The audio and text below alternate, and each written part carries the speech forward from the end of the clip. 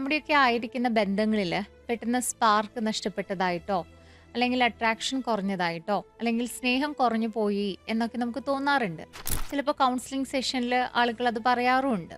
ഒരു സെൻ ഗുരുവിനോട് ശിഷ്യൻ പറഞ്ഞു, ഗുരുവേ, നമ്മുടെ ആശ്രമത്തിലെ ഈ പൂന്തോട്ടം അങ്ങ് പറഞ്ഞതുപോലെ ഞാൻ നന്നായി നോക്കുന്നുണ്ട്, പക്ഷെ എനിക്കിപ്പോൾ ഒട്ടും മനോഹരമായിട്ട് തോന്നുന്നില്ല എന്ന്. ഗുരു ചോദിച്ചു, പൂക്കളുടെ ഭംഗി കുറഞ്ഞോ? ശിഷ്യൻ പറഞ്ഞു, ഇല്ല. ചെടികൾ നന്നായിട്ട് വളരുന്നുണ്ടോ എന്ന് ഗുരു ചോദിച്ചു. ചെടികളെല്ലാം നന്നായി വളരുന്നുണ്ട് എന്ന് അദ്ദേഹം പറഞ്ഞു. അപ്പോ ശിഷ്യൻ പറഞ്ഞു, എന്റെ കണ്ണുകൾക്ക് അതെന്നും കണ്ടു കണ്ട് മടുത്തു, അതുകൊണ്ടിട്ട് അതിനൊരു ഭംഗി തോന്നുന്നില്ല. അപ്പൊ ഗുരു പറഞ്ഞൊരു മറുപടി ഇങ്ങനെയായിരുന്നു, സൗന്ദര്യം വീണ്ടും കാണാൻ പുതിയൊരു പൂന്തോട്ടം തേടി പോകേണ്ട ആവശ്യമില്ല എന്ന്.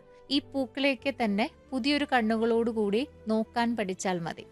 നമ്മുടെ ബന്ധങ്ങളിലും പലപ്പോഴും ഇത് തന്നെയാണ് സംഭവിക്കുന്നത്. ഇതിനെ സൈക്കോളജിയിൽ കൂളിഡ്ജ് എഫക്റ്റ് എന്നാണ് പറയുന്നത്. അതായത് പുതിയതായിട്ടുള്ള എന്തിനോടും അല്ലെങ്കിൽ ഒരു നോവൽറ്റിയോട് നമ്മുടെ ബ്രെയിൻ സ്വാഭാവികമായിട്ട് കാണിക്കുന്ന ഒരു പ്രത്യേക താല്പര്യമുണ്ട്.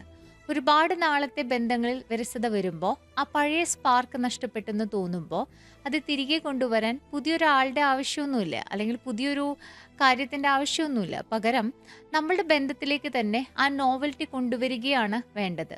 ഒരുമിച്ച് പുതിയ കാര്യങ്ങൾ ചെയ്യുക, പഴയ ശീലങ്ങൾ മാറ്റുക, നമ്മുടെ ഇമോഷണൽ ഇൻറ്റിമസി വീണ്ടും സ്ട്രോങ് ആക്കാൻ ശ്രമിക്കുക. പങ്കാളിയെ കുറിച്ചിട്ട് പുതിയ കാര്യങ്ങൾ അറിയാൻ ഒരു കൗതുകം മനസ്സിൽ വെച്ചാൽ ആ പഴയ പാഷൻ അല്ലെങ്കിൽ ആ ഒരു കമ്പാഷൻ എപ്പോഴും നമ്മുടെ കൂടെ ഉണ്ടാകും. അപ്പോൾ പുതിയ പൂന്തോട്ടങ്ങൾ തേടി പോവാതെ നമ്മുടെ കൂടെയുള്ള ആളുകളെ കുറച്ചും കൂടി കമ്പാഷനേറ്റോടു കൂടി നമുക്കൊന്ന് നോക്കാൻ സാധിച്ചാലോ?